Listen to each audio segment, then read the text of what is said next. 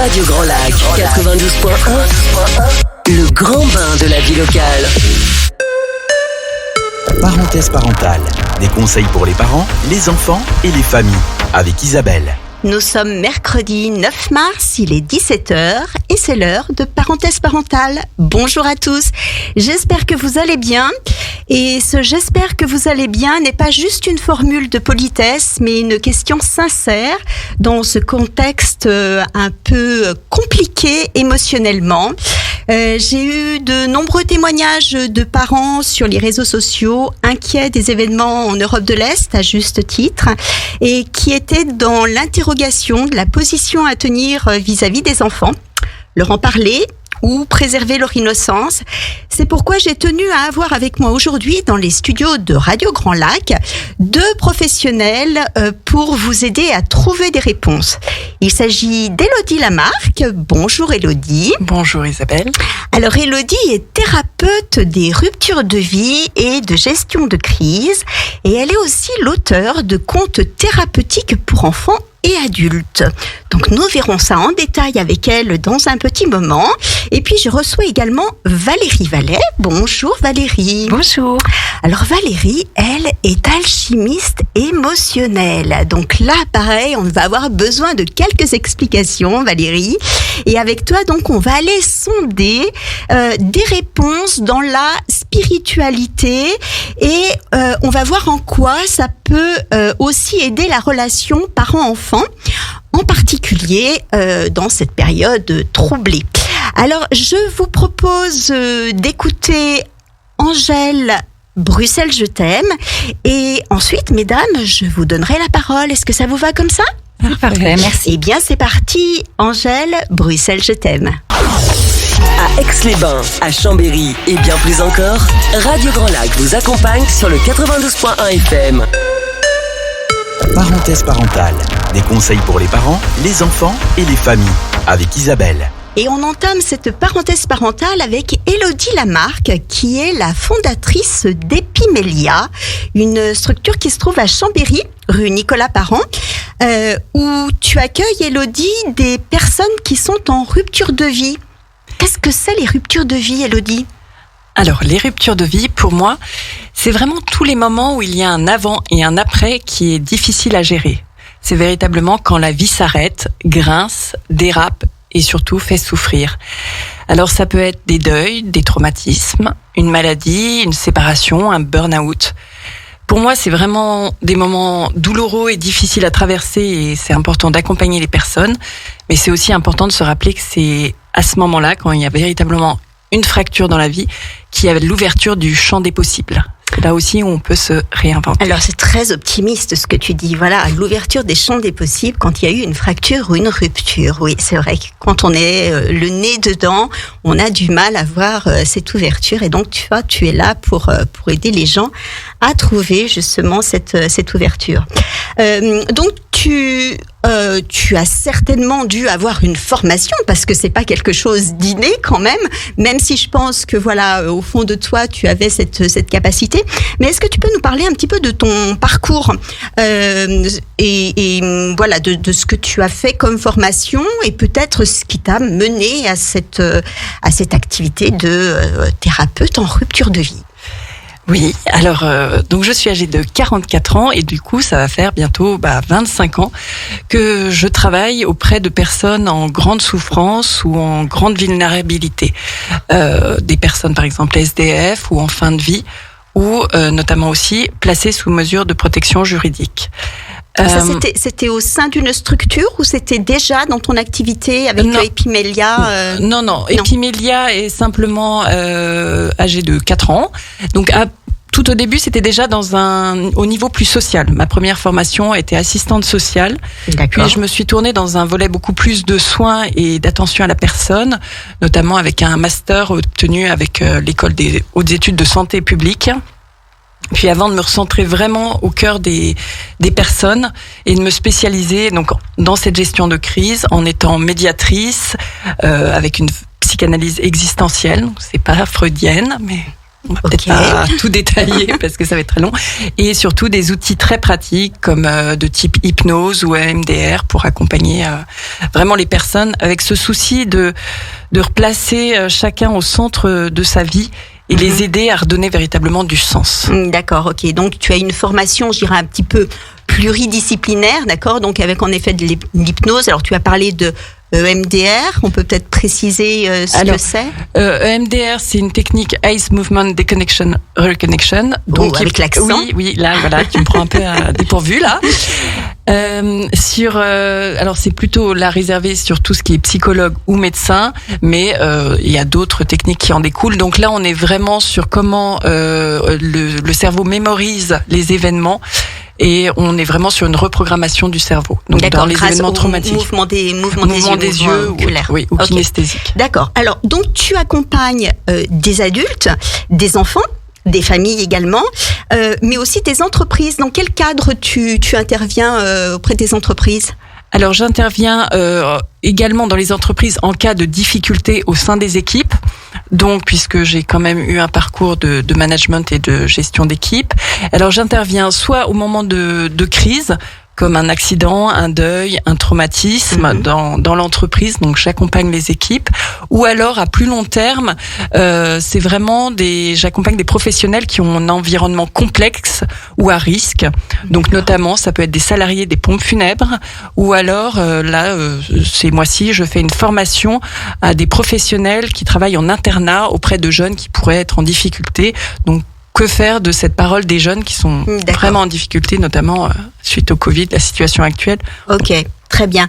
Alors aujourd'hui, tu es avec nous dans les studios de Radio Grand Lac pour nous parler plus particulièrement de tes accompagnements auprès des enfants et des parents. Dans quelles circonstances les parents te contactent ? Alors, les parents me contactent souvent donc pour leurs enfants, soit à un moment d'un impact de vie, donc comme je vous disais, ça peut être séparation, décès, maladie, harcèlement, enfin véritablement un moment difficile. D'accord. Alors, soit quand l'événement s'est déjà produit, c'est pour un accompagnement après, ou alors j'accompagne aussi parfois en amont, quand il y a l'annonce d'une maladie ou les derniers instants d'un proche à habiter, et ou alors aussi à des moments où je peux accompagner les parents à réaliser une annonce d'une séparation, d'une maladie, d'un décès. Voilà, j'accompagne vraiment dans tous ces temps. Tu apprends les parents à trouver les mots à mettre justement sur ces difficultés qu'ils rencontrent. Comment se passent tes consultations ? Qu'est-ce que tu mets dedans ? Alors, moi, c'est vrai que, j'accompagne donc les enfants, mais aussi les parents. Souvent, tout est impacté à ces moments-là, et du coup, j'aime bien parler de thérapie et de pédagogie. Donc, c'est sûr que j'apaise, on travaille un peu sur l'événement, mais surtout, j'accompagne aussi beaucoup à développer une force et des ressources mobilisables dans le futur. Donc vraiment à donner des trucs et astuces, des exercices au quotidien pour que les enfants trouvent leur mode d'emploi, mais aussi pour aider les parents à échanger avec leur enfant. Ok, alors tu parles de trucs et astuces. On a besoin de savoir. Qu'est-ce que ça peut être ? Parce que alors, on imagine qu'une consultation, ça va être surtout basé du coup sur de l'échange, mais les outils, les choses qui peuvent travailler après à la maison, qu'est-ce que ça peut être ? Alors, on en reparlera au travers des contes aussi. Moi, j'utilise souvent de manière très ludique. Donc, mon cabinet, ça peut ressembler un peu à un vrai magasin de jouets au moment de Noël, un peu. Et aussi un magasin de chocolat, parce que Élodie consulte, elle fait de la chocolathérapie, c'est ça ? Ce n'est pas prouvé scientifiquement, mais dans le doute, faut mieux en manger. Donc, il y a plein de tablettes de chocolat, et voilà, donc ça... Et j'ai mon assistante aussi, Romy, ma golden retriever, qui fait la calinothérapie. Donc, et il y a le chien pour faire la calinothérapie. Non, c'est vrai que les trucs et astuces, c'est vraiment utiliser aussi beaucoup d'objets du quotidien pour accompagner les enfants, pour les ancrages, pour les transformations. Ça peut être des histoires, des dessins, des peluches. Voilà, c'est tous ces supports qui permettent vraiment aussi d'accompagner l'enfant. D'accord. Alors, j'ai vu sur ton site que tu as différents parcours que tu proposes justement aux enfants en fonction de leur âge. Tu te repose sur des capacités émotionnelles différentes en fonction de l'âge des enfants. Alors chez les tout petits, c'est très axé sur le sensoriel et l'affectif, alors que chez les pré-ados et les ados, tu vas t'aider plus de réflexions, des fois des réflexions philosophiques, ou bien sur des ressources personnelles. Hein, c'est ça en fait ce que tu vas faire un peu émerger. Enfin, c'est je dirais, ce dont tu te sers pour faire émerger les choses chez les enfants. Alors, généralement chez les enfants et puis chez les adultes aussi. Parce qu'on parlait des enfants et que tout est impacté. C'est vrai que souvent, dans des difficultés de vie, tout est impacté. Aussi bien les enfants que les parents, mais aussi le corps, les émotions, le mental et le spirituel. Valérie nous en parlera sûrement beaucoup mieux. Spirituel, je l'entends, moi, ce n'est pas religieux, c'est vraiment les croyances que l'on a dans la vie. C'est au moins comme ça qu'on travaillera, mais Valérie va nous faire voyager après. Ce qui est important pour moi, c'est vraiment d'aller rejoindre la personne, la famille, là où elle en est. Donc c'est vrai que mes séances ne sont absolument pas construites en amont. Je vais vraiment rejoindre la personne et ensemble, on voit les outils qui peuvent leur correspondre. Et du coup, avec toujours cette idée, tu parlais du chocolat, c'est exactement ça. On a déjà vécu quelque chose de difficile, donc vraiment toujours de manière douce et ludique. Ok. Très bien. Tu nous as parlé tout à l'heure de contes ces contes que tu as créés, que tu as écrits, enregistrés d'ailleurs. Tu abordes les contes thérapeutiques. Alors d'abord, c'est quoi un conte thérapeutique ? Première question. Alors, les contes thérapeutiques, c'est vraiment un peu toute la base des contes de fées ou la voix des héros. C'est vraiment des histoires apaisantes qui sont construites donc sur l'idée de la voix du héros. C'est-à-dire un petit personnage attachant qui va traverser plein d'épreuves et qui trouve des solutions en soi et à l'extérieur pour surmonter celles-ci et qu'il en sort donc forcément grandi et transformé. Tout comme les enfants ou les grands-enfants adultes qui écoutent les contes. C'est toute cette magie du conte qu'on peut écouter à différents niveaux. Il y a côté récréatif, c'est vraiment avec du beau français et c'est vraiment des moments d'évasion et d'imaginaire, mais c'est donc aussi thérapeutique, ça apaise et transforme, et aussi pédagogique, parce qu'on crée vraiment des ressources mobilisables pour le futur. D'accord. Et comment t'es venue cette idée de créer des contes thérapeutiques ? Parce que tu t'es inspirée de rien du tout, hein. C'est des contes que tu as complètement créés. Oui. Hein. Dans mes accompagnements, et puis j'ai un ami qui me dit aussi que je réfléchis en métaphore tout le temps, je parle toujours en métaphore, donc c'est un peu ma forme de voir le monde. Mais c'est vrai que dans les séances, j'avais déjà des histoires que je construisais avec les enfants, et j'avais toujours ce regret que les histoires s'envolaient à la fin de la séance, on n'y gardait rien. Et du coup, le confinement aidant, différentes choses, j'ai souhaité vraiment aller au-delà des séances et offrir aussi aux parents et aux enfants, au-delà de juste sur mon canapé, vraiment un outil pour s'apaiser et surmonter les obstacles, et aussi redonner une place aux parents dans ce processus où on trouve pas forcément les mots, on n'a pas forcément les moyens. Donc moi, c'était vraiment leur offrir ces mots. Et c'est mes fameux trucs et astuces. D'accord, donc tu as créé 7 contes que tu as donc enregistrés, des contes d'une vingtaine de minutes qui s'adressent, alors tu disais aux enfants mais aussi aux adultes. Les enfants à partir de quel âge ? Alors c'est des contes audio à écouter. Alors à partir de 4-5 ans, jusqu'à 99 ans. C'est sûr que chacun y trouvera son histoire, son niveau de compréhension, sa lecture.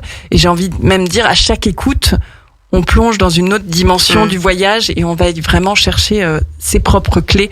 C'est ça, cette magie du conte. Alors oui, il y a même des problématiques, mais qui peuvent aiguiller. Mais au-delà de ça, l'inconscient, l'enfant ira, même les adultes iront chercher les ressources dont ils ont besoin.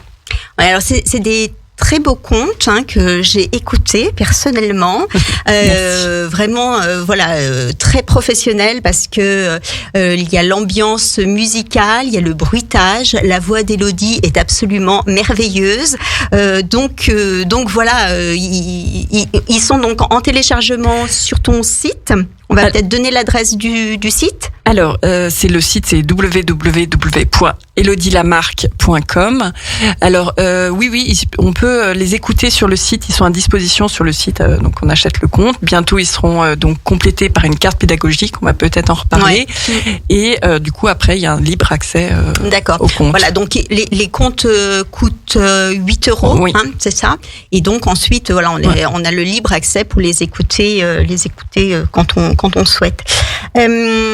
Alors, j'aimerais bien maintenant qu'on aborde, alors on va rester encore dans le domaine des contes, mais j'aimerais qu'on aborde le contexte actuel. Du coup, quel serait ton conseil aux parents, compte tenu de ce qu'on entend, de ce que les enfants peuvent entendre, alors aussi bien à la maison que peut-être dans la cour d'école. Qu'est-ce qu'on fait ? On parle de guerre, on protège les enfants ? C'est quoi ton conseil ? Alors, j'ai envie de dire, on protège en parlant. On est dans une époque où il est plus possible de dissimuler, de mettre à l'écart, de protéger nos enfants d'un certain nombre d'informations, parce que même si du coup ils n'y ont pas accès à l'école, à la maison, ils y auront accès à l'école, auprès d'amis, sur le téléphone. On n'est plus dans on ne peut plus protéger. Même, alors, on parle des informations, mais ça peut être aussi la pornographie. Tout est accessible, malheureusement. Et du coup, le rôle des parents a vraiment changé. C'est vraiment d'aider les enfants à penser la société. Alors, penser P-E-N-S et penser P-A-N-S. Puisque de toute façon, ils auront accès à l'information. Les parents, c'est important qu'on apporte ce décodage et cette parole rassurante. Alors, mais on n'a pas forcément les mots et on ne sait pas forcément quoi faire, parce que nous-mêmes, nous pouvons être complètement aussi pris dans nos émotions. Je réalise des articles. Le premier était comment expliquer la guerre aux enfants. Vous le retrouvez sur mon site, donc elodielamarque.com. Pour vraiment, et il y en aura toute une série qui va venir aussi pour accompagner sur la mort, comment on peut parler de la mort, pourquoi meurt-on, sur le site où c'est vraiment du pédagogique, donner les mots et comment on accompagne vraiment pratiquement les enfants. Donc là, pour répondre à ta question, oui, il faut les écouter, déjà vérifier où ils en sont. La première phase, c'est les écouter dans le sens où est-ce que tu en es, qu'est-ce que tu as compris, qu'est-ce que tu en penses, qu'est-ce que tu ressens. Et déjà, même si nous, on n'est pas rassurés parce qu'on n'a pas forcément un savoir ou de réponse, rien que d'être écouté et d'avoir cette bulle d'échange apaise déjà énormément et peut rassurer déjà un enfant énormément. Et après, c'est ouvrir un dialogue. Comme je l'explique dans l'article, déjà, c'est vraiment expliquer que c'est un lieu et une place dans un temps, que on n'est pas isolé, qu'il y a des valeurs qui peuvent aussi défendre tous les combats. Mais donc vraiment pratiquement, un premier conseil, d'arrêter les infos en continu. Vraiment, si on a besoin d'informations, on va en chercher sur un site crédible pour nous, mais pas de laisser ce flot d'images ou d'informations pour nous-mêmes, mais même pour les enfants, qui est très anxiogène. Et c'est pour ça aussi que des contes comme Tibère, la menace vrombissante, sont des bons supports, parce que c'est un support qui va parler de conflits, mais il est plus simple de parler de Tibère le frelon qui se bat avec Amélia l'abeille. C'est un support rassurant et sécurisant, et qui permet à l'enfant plus simple de comprendre le conflit et après de le transposer dans une réalité. Ouais. Donc tu parles de Tibère et la menace vrombissante. Donc c'est un conte que tu as écrit, que tu as créé, et qui parle en effet de c'est comprendre la violence, expliquer la guerre, les attentats, mais aussi peut-être plus légèrement comment gérer les disputes ou les conflits familiaux. Et voilà. Alors justement, quand on parle de tes contes, quand les parents vont télécharger le conte, qu'est-ce qu'ils en font derrière ? Parce qu'il y a une écoute, certes, c'est très agréable, les histoires sont belles, on sent qu'il y a en effet du sens, il y a des choses à aller chercher dedans, de la compréhension de notions, mais est-ce que les parents sont armés, ont quelque chose, un support pour expliquer ces contes ? Alors, Isabelle, tu illustres bien mon cheminement parce que c'est vrai que ce projet des contes est né récemment. Donc, il y a eu toute la création et donc le site est ouvert depuis septembre. Mais oui, il n'existait sur le site que les contes et j'ai bien vu que ça manquait. Donc, c'est pour ça qu'à partir d'avril, il y aura une deuxième version du site, notamment avec des cartes pédagogiques qui seront associées à chaque conte. Cartes pédagogiques, donc, qui seront à télécharger aussi et qui vont permettre aux parents d'acquérir des informations, une meilleure compréhension de la problématique et surtout derrière d'avoir vraiment un guide de discussion à plusieurs niveaux. Ouais. Donc pour rentrer dans le conte, pour échanger avec l'enfant et aussi un débat plus philosophique et des exercices à ancrer au quotidien. Et alors de toute façon toujours de façon très ludique avec moi, vraiment pour accompagner l'enfant dans ce processus. Et c'est vrai que les plus joliment retour qu'on m'a fait sur les contes, c'est aussi quand on me dit que ça fait un beau moment de famille, un beau moment partagé, parce que c'est vrai que ça permet de rassembler des enfants de 5 ans avec leurs grands frères de 12 ans et même à l'adulte de passer un bon moment parce que tout le monde s'y retrouve dans le conte et de pouvoir échanger et recréer ce lien et ces échanges. Donc la carte pédagogique est vraiment là pour soutenir et accompagner et utiliser le conte. Voilà, donc à partir d'avril. À partir d'avril. Alors c'est vrai ce que tu dis, hein, c'est des contes qui sont alors accessibles aux enfants, mais bon, moi qui suis une adulte d'un certain âge, j'y ai pris un vrai plaisir parce que voilà la façon de raconter est vraiment agréable et c'est vrai que voilà la question que je me posais quand j'ai écouté les contes, c'est de me dire une fois qu'on a donné ça aux enfants, qu'est-ce qu'on en fait? Comment est-ce qu'on peut traiter les informations il y aura tout un petit guide à suivre pour les parents ou même en scolaire, ça a été aussi utilisé dans les écoles, dans les classes. J'imagine, oui. Ça donne vraiment d'outils où certains enfants vont juste passer un bon moment en écoutant une histoire en beau français légère et d'autres ça va résonner plus intimement en eux et du coup ils trouveront des clés. Voilà. D'accord.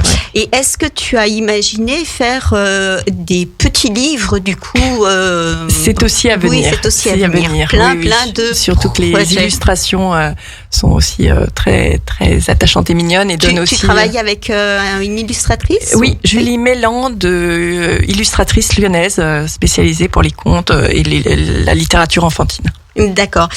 Alors, donc tu nous as parlé de ton site pour pouvoir avoir accès aux contes. Est-ce que il me semble que tu as un autre site, site d'Epimélia. Oui, Epimélia, qui est donc mon cabinet de gestion de crise et de thérapie de rupture de vie, qui est situé donc sur Chambéry, 108 rue Nicolas Parent. Donc le site est www.epimelia.fr et je suis sur Facebook et Instagram aussi. Donc pour te contacter, ok. Élodie, Epimélia, ça veut dire quoi? Alors, Epimélia, il y a une petite triche. Le véritable mot grec, c'est Epiméléia. Mais du coup, il y avait une petite confusion sur l'orthographe pour s'y retrouver. Donc, j'ai un peu simplifié en Epimélia. Mais l'Epiméléia, c'est un soin de l'âme que préconisait Platon. Il préconisait de rentrer à l'intérieur de soi, de se connaître, de se nettoyer, de travailler son âme avant d'entrer en société et notamment pour les politiciens. Selon Platon. On devrait peut-être s'en inspirer, on devrait peut-être leur rappeler. Je n'ai pas souhaité cibler que sur les politiciens, mon public, donc j'ai élargi, mais c'est le soin des âmes, selon Platon. Tu as élargi, très bien. Eh bien, Élodie, merci beaucoup. Est-ce que tu as des ateliers, des choses en préparation pour les parents ou les enfants ou même... Alors les dates ne sont pas prévues, mais il y a vraiment aussi tout un travail de monter des conférences autour des audios, de monter au travers des contes pour travailler sur ces clés de résilience, notamment avec La Voix des Lucioles que tu connais bien, qui est aussi des podcasts sur la résilience. Oui. Voilà, c'est construire comment on peut échanger dans le dialogue aussi au travers de supports comme ces podcasts ou les contes pour atteindre le public. Donc oui, c'est en cours d'élaboration. Super, bien merci beaucoup Élodie, c'était très très intéressant. On a appris plein de choses, voilà. Donc alors ton conseil c'est en effet de parler aux enfants, d'abord d'aller voir les interroger sur ce que eux connaissent de cette guerre et des informations qu'ils ont entendues.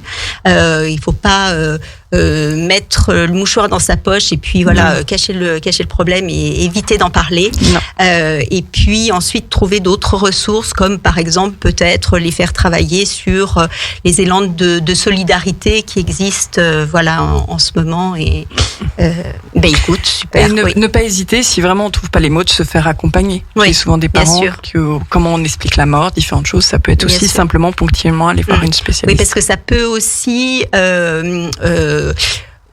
faire un effet de boule de neige, c'est-à-dire que l'enfant qui avait déjà peut-être des petites angoisses, ça peut réveiller des choses et puis devenir vraiment un problème important pour lui. Donc ne pas hésiter d'en parler et d'échanger. Ouais. Merci beaucoup, Élodie, c'était très intéressant. Je vous propose de faire une petite pause musicale. On va écouter Marc Lavoine, Le Train, et après cette pause musicale, nous écouterons Valérie Vallet. À tout de suite. 24h/24, 7 jours sur 7, vous écoutez Radio Grand Lac sur le 92.1 FM. Parenthèse parentale, des conseils pour les parents, les enfants et les familles, avec Isabelle. De retour dans Parenthèse parentale, et dans cette deuxième partie d'émission, nous allons échanger avec Valérie Vallet, qui se présente comme alchimiste émotionnelle. Alors, première question, bien sûr, que je vais te poser, Valérie. C'est quoi une alchimiste émotionnelle ? Alors, pour faire simple au début, je vais partir sur le mot alchimie déjà. C'est en fait un mécanisme de jeu permettant de mélanger plusieurs objets. Donc, objet, je le mets entre guillemets, pour obtenir quelque chose d'une valeur supérieure à la somme de départ. Donc, ce qui permet une transmutation et une transformation.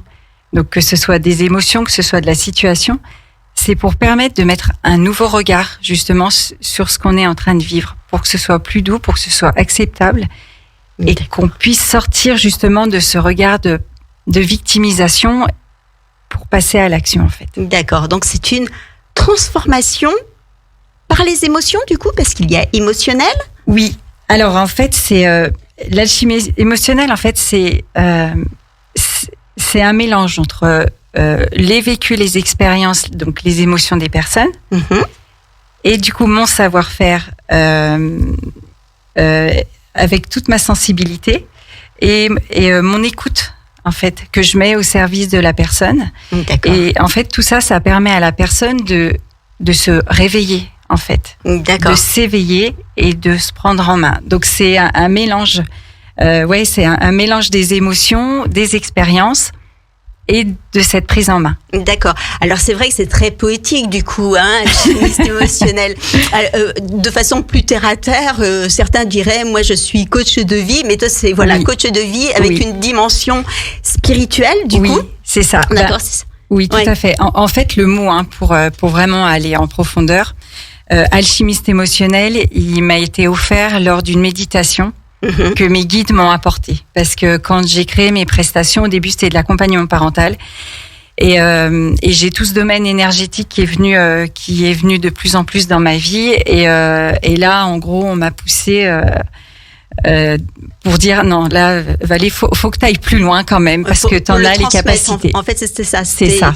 Voilà, être ensuite dans la transmission de de cette spiritualité que tu avais découvert en toi et que tu voulais partager, parce que pour toi, ça avait été une vraie révélation. Oui, c'est ça. C'est tout à fait ça. Donc du coup, et en fait, mon nom c'est Valkimia. Et en fait, alors, ton nom c'est Valérie Vallet. Valérie Vallet, mais mon nom pro c'est vrai. Elle s'identifie tellement. Oui, j'ai mis du temps, mais alors maintenant je l'incarne complètement. Donc Valkimia. Donc c'est Valkimia, et en fait alchimia en arabe c'est alchimiste. D'accord. Et donc j'ai mis mon V Valérie de Val, voilà. Ok. Où vraiment j'incarne cette alchimiste. D'accord. Alors, donc, tu as parlé un petit peu de ton parcours. Tu nous as dit que tu avais fait de l'accompagnement parental et puis que tu t'étais ensuite orienté plus vers la spiritualité. Est-ce que tu peux nous expliquer un petit peu ton parcours, justement ? Qu'est-ce que tu as fait ? Qu'est-ce que tu as comme formation ? Qu'est-ce que tu as fait comme étude pour arriver là ? Alors, ou qu'est-ce que tu as eu, excuse-moi, comme expérience de vie, du coup, puisque tu nous parlais aussi de ça. C'est souvent ça aussi qui enrichit le parcours professionnel. Donc, à la base, j'ai été assistante maternelle pendant 15 ans. Et j'ai vu vraiment les enfants changer. Et j'ai les enfants ou les parents? Les deux. Les enfants. Les enfants. Ok. Les enfants qui ont bouleversé les parents et qui d'ailleurs c'est le job de l'enfant de bouleverser, de réveiller le parent. C'est vraiment son boulot. Tout à fait. Et en fait, j'ai eu besoin de me dire oh là là, mais faut que je change ma façon d'être ou d'aborder les enfants, d'apporter des activités. Et là, j'ai Maria Montessori, en fait, cette énergie qui est arrivée sur mon chemin. Et je suis allée à l'école de Méry où j'ai fait 3 samedis à la découverte. À l'école Montessori de Méry, oui, d'accord. Voilà. Okay. Qui s'appelle Graines d'éveil. J'ai un doute, mais je crois que c'est ça. Oui, enfin, je me souviens plus non plus du nom, mais oui. C'est Graines d'étoiles. Graines d'étoiles. C'est ça. Voilà, c'est Graines d'étoiles. Étoiles dedans. Oui, c'est ça. C'est Graines d'étoiles, donc à Méry, où j'ai fait 3 samedis. Et le premier, c'était pour la tranche d'âge 0-3 ans, donc qui me correspondait en tant qu'assistante maternelle. Oh là là, je suis ressortie tellement remplie, honorée. Enfin, vraiment, j'étais tellement contente que j'ai modifié toute ma façon de présenter des activités, même les activités. Enfin, et là, j'ai vraiment vu. Enfin, en fait, moi. Changer ta posture, c'est tout à fait ça. Ouais. Mon regard de cette évolution des enfants, enfin vraiment ils m'ont tellement bouleversée, ils m'ont transformée en fait. D'accord.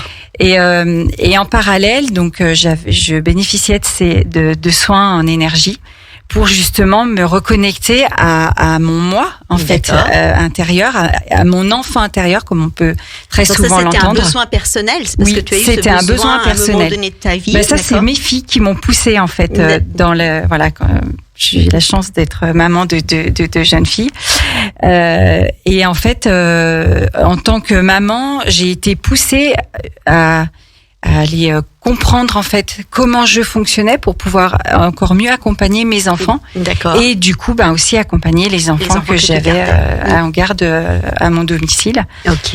Et donc ce cheminement avec ces soins énergétiques en fait, j'ai tellement appris sur moi, j'ai tellement appris sur le domaine de l'énergie que du coup je me suis complètement encore une fois transformée.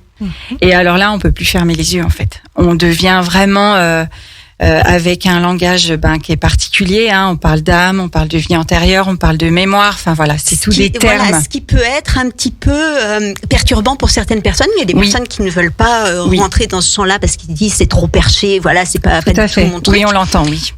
Donc j'imagine que les gens qui viennent à toi, du coup, c'est des gens qui sont déjà éveillés à ce genre de choses.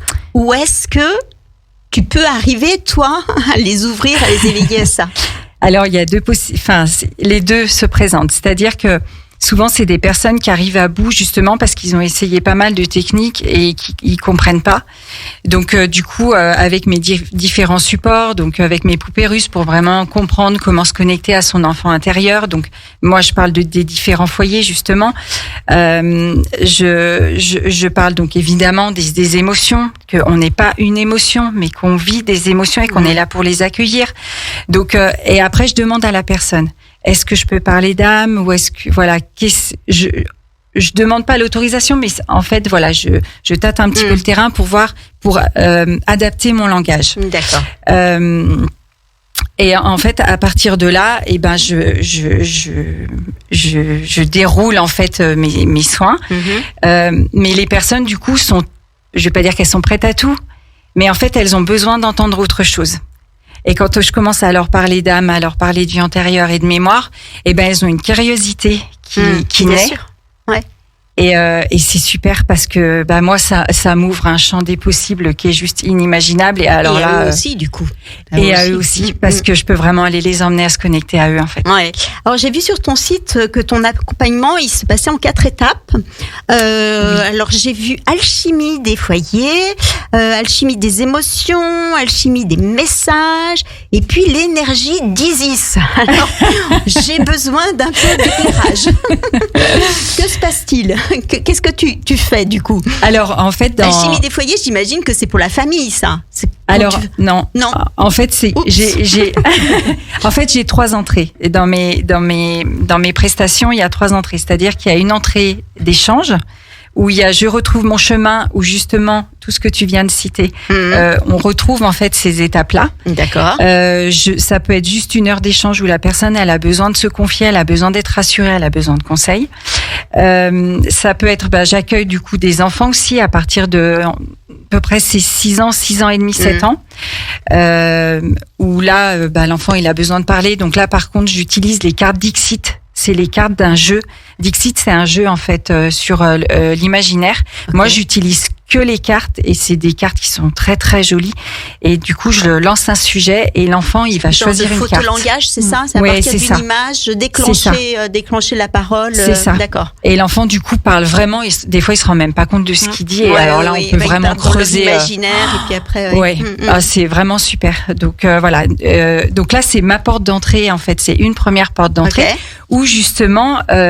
Il y a cette séance qui s'appelle Je retrouve mon chemin, où on retrouve du coup l'alchimie des foyers, donc ces fameuses poupées russes pour aller connecter vraiment à son enfant intérieur. L'alchimie des émotions. Donc en fait là c'est vraiment pour comprendre tout ce qui est effet miroir, l'effet boomerang, d'apprendre à accueillir une émotion. Qu'est-ce que c'est qu'une émotion? Je ne suis pas une émotion.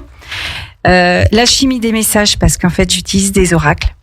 Alors les oracles, c'est quoi? Parce que ça, alors des oracles, tout le monde ne connaît pas. Donc ce sont des cartes. Okay. Ce sont des jeux de cartes avec différents sujets. Donc par exemple, j'en ai apporté un. Oui, elle nous en a apporté. Oui. Donc là, on a. T'as quoi? Alors c'est l'oracle guérison de l'âme. Ok. Alors. Comment tu te sers de ces cartes? Qu'est-ce qu'elles disent, ces cartes? Vas-y, explique-nous. Alors, suivant les oracles et suivant la personne que j'ai en face de moi, parce que j'en ai vraiment plein, j'en ai au moins une dizaine, et suivant la personne que j'ai en face de moi et avec toujours mon ressenti, je vais choisir l'oracle. Donc, je sais pas, le message de l'âme. Là, c'est guérison de l'âme, mais c'est pas que sur l'âme. Hein, ça peut être Gaïa aussi, donc la terre. Et donc je fais tirer, c'est aussi les accords Toltec aussi. D'accord. Voilà, donc ça peut être aussi une approche pour qu'après la personne, soit elle achète le jeu, soit elle achète le livre pour aller un petit peu plus loin. Et donc je fais tirer une carte à la personne. Et donc il y a un petit message. Donc là, voilà, je vais en prendre une. Si on essayait là en direct, allez, je tire une carte. Moi j'ai déjà triché, j'ai fait avant et ça a été absolument bluffant. C'était une révélation. Alors attends. Oui. Donc en fait une carte, ça je tire une carte en direct et ma carte s'appelle l'éveil. Je renais de mes cendres. Mon Dieu, je suis tel le phénix, je renais de mes cendres. Alors qu'est-ce que ça veut dire ça du coup, Valérie? Alors déjà quand la personne elle tire la carte, je la laisse. Observer la carte pour voir un petit peu ce que ça, moi, je l'aime beaucoup lui fait. Parce que j'adore. Je me suis toujours dit que si un jour j'avais une deuxième vie, je voulais me réincarner en oiseau. Et là, j'ai un oiseau. Ah oui. Donc voilà. Et en plus, c'est un oiseau, ça doit être un oiseau d'or, quoi. Ah, mais j'ai pas vu, c'est qu'il y a un personnage allongé. Je n'ai même pas vu le personnage allongé avec les cheveux qui font des racines et les pieds qui sont enchaînés. Ça, j'aime moins bien. Hein. Je préfère l'oiseau doré qui s'envole. Oui, mais il y a forcément un message. Donc en fait, message. Donc là, j'ai un petit livret qui explique, et puis des fois, il y a des petits exercices, mais pas forcément. Donc par exemple, ton message à toi, Isabelle, aujourd'hui, c'est tel le phénix. Je renais de mes cendres. J'ai traversé une épreuve douloureuse qui a ouvert ma conscience à quelque chose de plus grand, de plus haut et de plus fort, à l'amour universel. Aujourd'hui, je laisse derrière moi tout ce qui m'appartient plus. Je me déleste de mes poids et de mon ancienne vibration qui ne me correspond plus. Je suis désormais libérée de tout ce qui m'empêchait d'avancer et me retrouve enfin sur le chemin de la réalisation de mon âme. Eh ben écoute, je prends parce que j'aime beaucoup. Alors après, je vais pas faire d'analyse là en direct, mais écoutez, oui, je trouve que ça colle plutôt pas mal. La signification de cette carte, c'est je suis en plein éveil spirituel. D'accord. Bienvenue. Bienvenue, voilà. Je trouve que c'est aussi parfait comme définition, ce que j'en ai compris de Valkymia. Oui, c'est tout à fait ça. C'est tout à fait ça. C'est vraiment un éveil. Oui. C'est un chemin, c'est vraiment un chemin en fait. Ok. Et donc, toi, les gens te consultent pourquoi? Est-ce que comme ça, en première intention, on vient voir Valérie Vallet quand on a un problème, je sais pas, qu'on est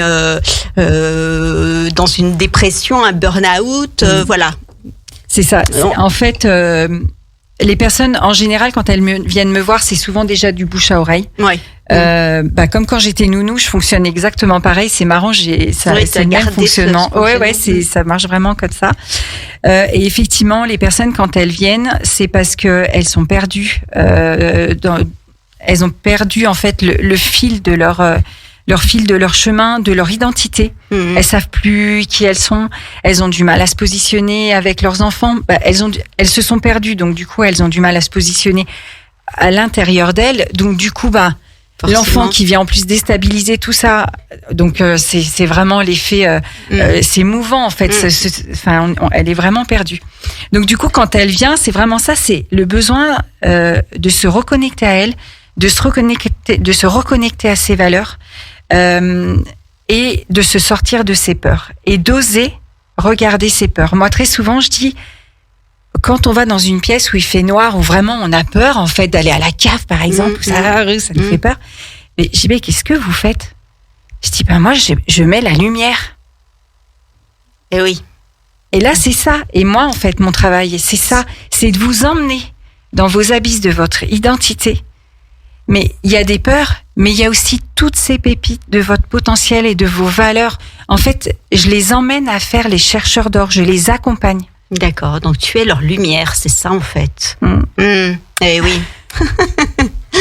Alors, maintenant, concrètement, Valérie, c'est bien, on a parlé de spiritualité, de tes cartes, mais une fois que les parents ou les enfants, du coup, puisque tu prends en consultation les enfants à partir de 6-7 ans, tu as dit alors pour les enfants, on a compris, oui, en effet, c'est plus sous forme ludique, avec des cartes, faire du photolangage, voilà, s'exprimer à partir d'images.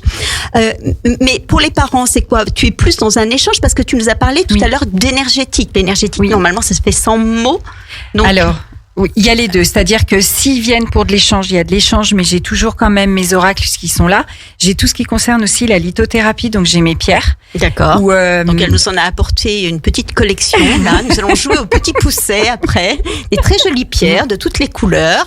Donc de la lithothérapie. Voilà. Donc là, pareil, je vais pas aller chercher forcément la vertu de la pierre dans un premier temps. Ça va être surtout avec la connexion de la personne. De me dire, parce que c'est une personne, c'est un peu comme l'iceberg. Elle nous montre ce qu'elle veut, mais en fait, il y a tout le dessous. Et moi, j'ai en partie accès à tout ce dessous. Mais je suis pas là pour lui faire peur ou pour vraiment exploser à tout ce dessous. J'utilise vraiment beaucoup de douceur. Et mes pierres me permettent ça. Donc, du coup, quand elle me parle, je lui dis, bon, ne vous inquiétez pas, je vais vous positionner des pierres. Elles sont là pour adoucir, c'est vraiment le but, en fait. C'est d'avancer vraiment avec beaucoup de douceur. Moi, j'arrive pas avec une dynamite à tout exploser. Pas du tout. Et c'est souvent les personnes, quand elles ressortent de leur séance, elles me remercient parce que j'y suis allée. Là où elles ont pas envie d'aller, je les emmène. Mais tout en bienveillance. En m'aidant justement avec mes pierres. Il y a donc le côté où il y a de l'échange et il y a le côté effectivement où il y a des soins énergétiques où là je reviens par exemple sur tout à l'heure ce que tu avais abordé, c'est-à-dire avec le soin de guérison du triangle d'or et le soin de guérison Laoshi avec l'énergie Laoshi. Donc en fait le triangle d'or c'est une énergie yin, donc féminine, très douce, donc c'est avec l'énergie de la déesse Isis. D'accord. Voilà. Et l'autre énergie, donc c'est Laoshi, donc c'est une énergie yang, donc qui est une énergie masculine, et c'est une énergie qui est angélique. Voilà. Okay. Et là, par contre, c'est une autre entrée de mes prestations, c'est-à-dire que là, c'est des soins énergétiques où je positionne mes mains là où j'en ressens le besoin et où je fais appel justement à ces énergies. D'accord. Voilà. Donc il y a le côté vraiment détente avec mes koshis. Il y a le côté où je positionne mes mains. Et puis, il y a un côté aussi magnétisme, parce que forcément, dans les mains, il y a tout ça qui se met en route.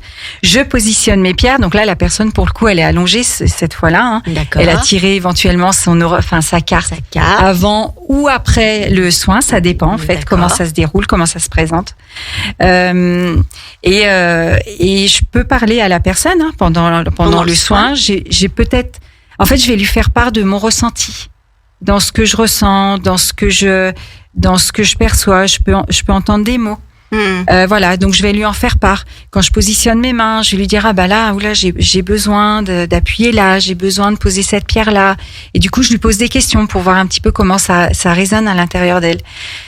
Voilà, donc du coup, ça reste quand même très mystérieux, quoi, d'arriver à ressentir des choses. Voilà. Alors, est-ce que c'est offert à tout le monde? Est-ce que tout le monde pourrait le faire, ça? Ou est-ce qu'il faut quand même avoir des capacités particulières pour arriver à faire, rentrer dans ces soins énergétiques, enfin à donner ces soins énergétiques plus exactement? Est-ce que tu penses que tout le monde aurait cette capacité? Ou si c'est parce que toi, tu as eu ce travail, tu as fait ce travail d'introspection, que tu es allé chercher au fond de toi, que tu as eu également un accompagnement en ce sens? C'est tout à fait ça. C'est-à-dire que plus on va s'ouvrir à soi, plus on va développer cette sensibilité. D'accord.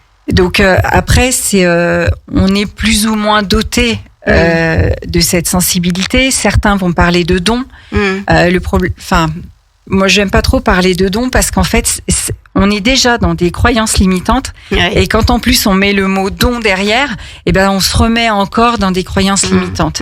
Et si moi je m'étais arrêtée à ça, j'en serais pas là aujourd'hui. Et moi, j'ai suivi en fait mon intuition, j'ai suivi ma sensibilité, j'ai suivi ce que la vie m'a proposé au niveau des expériences.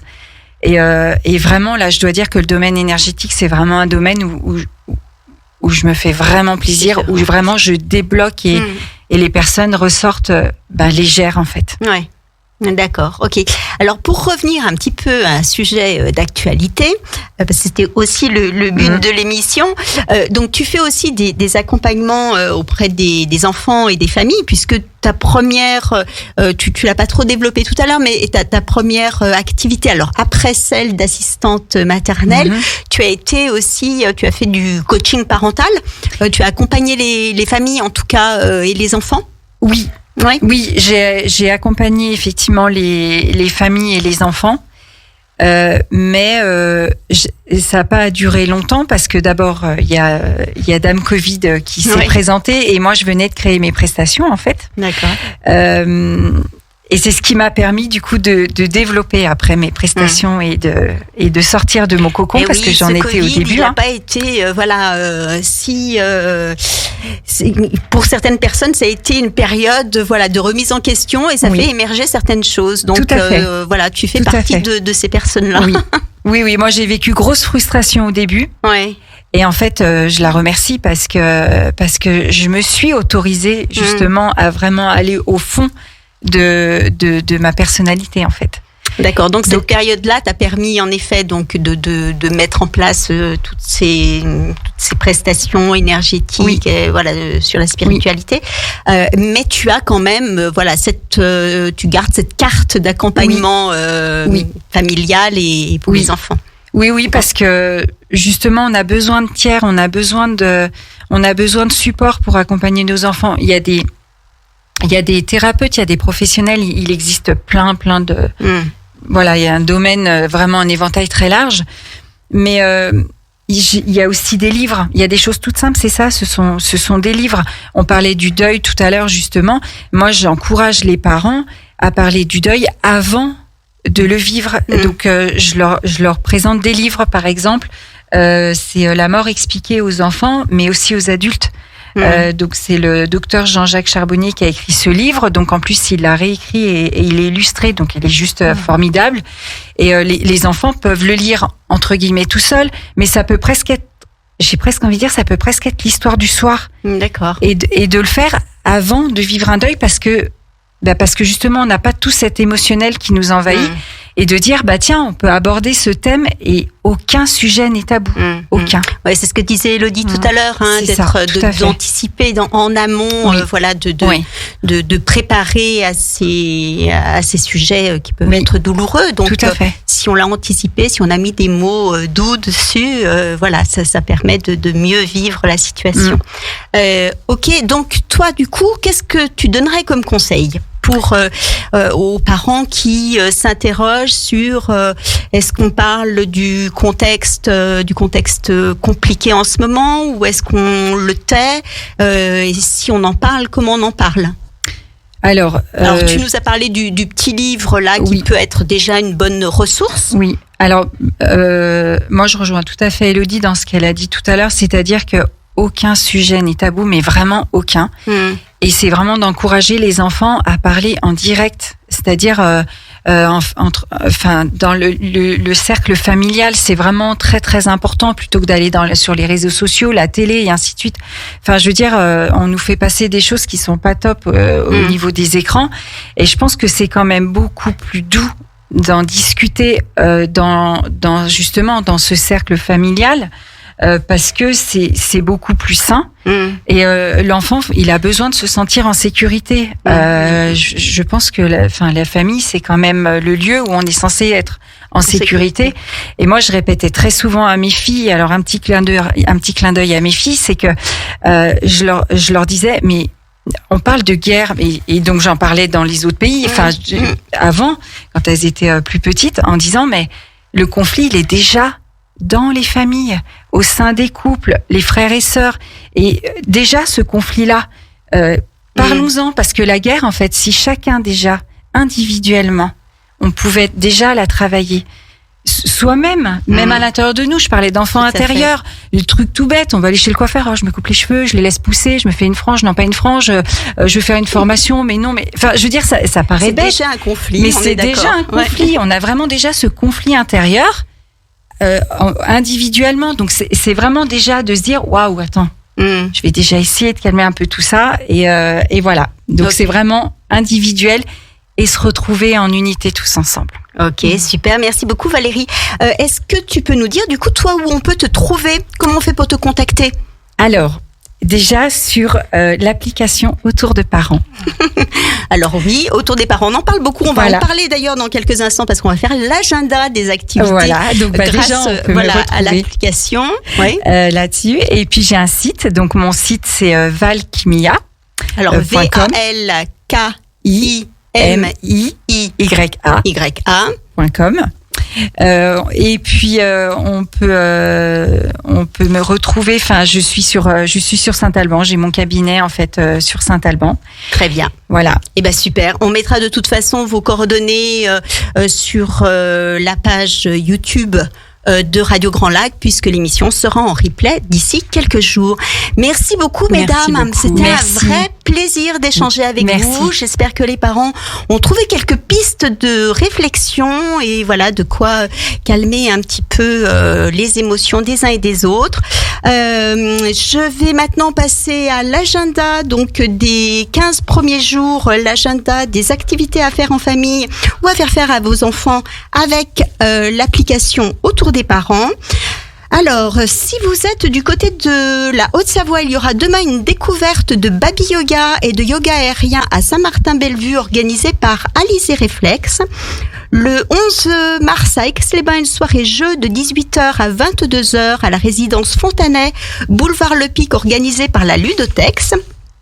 À partir du 12 mars, Paume d'éveil propose un atelier de 4 séances de communication gestuelle par le signe associé à la parole à la Cité de l'Entreprise, à Aix-les-Bains. Toujours le 12 mars, dans la boutique Graines de Marmot, rue de la Trésorerie à Chambéry, un atelier diversification alimentaire mené par l'enfant de 14h30 à 16h30. Encore le 12 mars, un atelier portage à Rumilly de 14h à 17h. À partir du 17 mars, Nelly Linsard propose un atelier collectif massage bébé de 9h15 à 10h45 à la Cité de l'Entreprise. Et elle sera aussi présente à Graines de Marmot le 16 mars de 9h30 à 10h30 pour un atelier bébé senior. Et puis toujours les mercredis à Grésy-sur-Aix, les ateliers émotion, méditation et philo avec Christelle Mancuso de l'Atelier des Bulles, rue Boucher de la Rupelle. Il y a de nombreux autres événements sur la Haute-Savoie, l'Isère et le Rhône sur l'application Autour des Parents, dont vous pouvez prendre connaissance gratuitement puisque l'application se télécharge gratuitement sur tous les stores. Voilà, parenthèse parentale, c'est terminé pour aujourd'hui. On se retrouve dans 15 jours. En attendant, restez bien à l'écoute de Radio Grand Lac car je vais céder ma place à l'équipe de l'heure du kiff et son animateur Hugo Magnin. À très bientôt.